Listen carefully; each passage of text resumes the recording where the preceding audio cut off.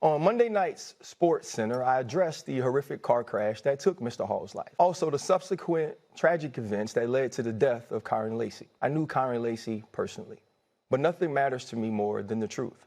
I always strive to do my best to mix authenticity with the most complete and up-to-date information available. I failed to do that on Monday night. I set the highest standards of fairness and, most importantly, righteousness in my work. I didn't meet that standard, and when discussed in real time on Monday evening, I failed to do so.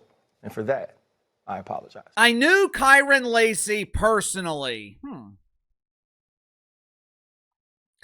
For starters, this apology from Ryan Clark is not and should not be enough to save his job at the worldwide leader in woke, ESPN.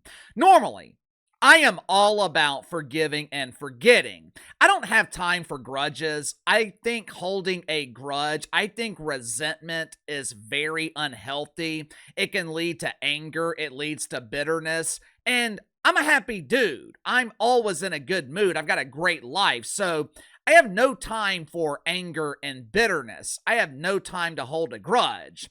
Everyone deserves forgiveness. Everyone deserves a second chance. We all make mistakes. When I make a mistake, I want people to forgive me, so it's only right that I am willing to do the same for others. And look, I have nothing against Ryan Clark. He says and does a lot of things that I don't agree with, but I have nothing against Ryan Clark personally. But we've gotten to a point with Ryan Clark where it's time for ESPN to forgive and forget. And by forget, I mean that ESPN should be at a point with Ryan Clark where it's time to mutually part ways. Or if you prefer brutal honesty, it's time for ESPN to fire Kyren Ryan. Make sure to like and subscribe. You can follow me on Twitter at KC_BTL84. Link to the main channels in the description below.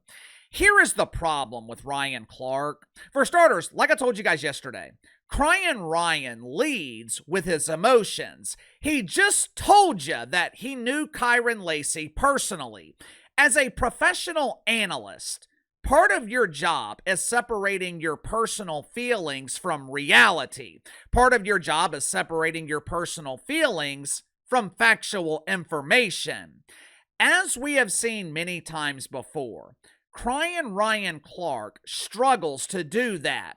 It would be one thing if this were the first or even the second incident with Ryan Clark. It would be one thing if this was his first or second apology. And by the way, and this is just me speculating, I think ESPN forced Ryan Clark to apologize. If he was truly remorseful, he would have apologized as soon as the video footage was released, proving him wrong. But Kyren Ryan waited 3 days to issue his apology. I think the only reason that he's apologizing now is because ESPN is absolutely terrified that they're going to be sued. Like we discussed yesterday on the main channel, this is not the first time that Ryan Clark has been a problem for ESPN. Last month, he tried to publicly humiliate Peter Schrager. He claimed that Bob Griffin the Trace, better known as RG3, he claimed that Bob couldn't understand the black experience in America because he's married to a white woman. Ryan Clark refused to work with Sage Steele. Several years ago, during the summer of woke love in 2020, Ryan Clark cried on ESPN as he shared stories of mythical racism.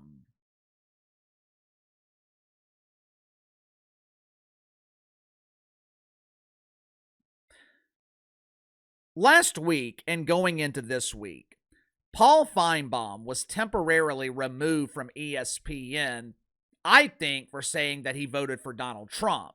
If it wasn't for Clay Travis and Outkick applying public pressure, Paul Finebaum would still be off TV, while Ryan Clark is allowed to say whatever the hell he wants, and ESPN outright refuses to get Ryan Clark off my TV.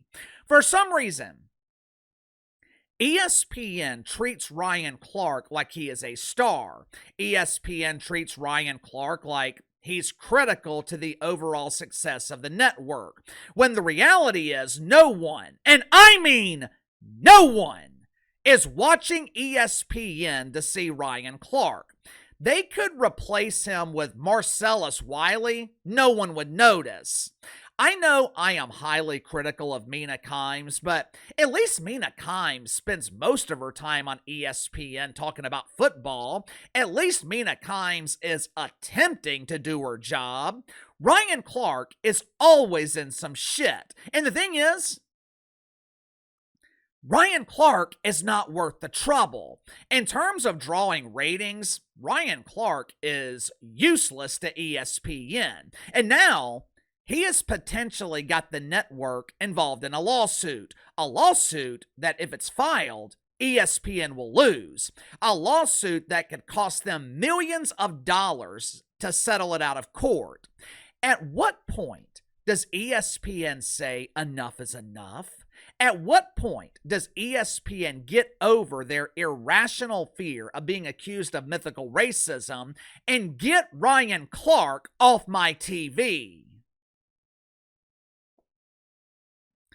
I don't get it. This dude's had multiple chances. I could understand extending this leniency to Stephen A. Smith. I understand being lenient with Pat McAfee. They actually draw ratings, but Ryan Clark? Ryan Clark. Crying Ryan?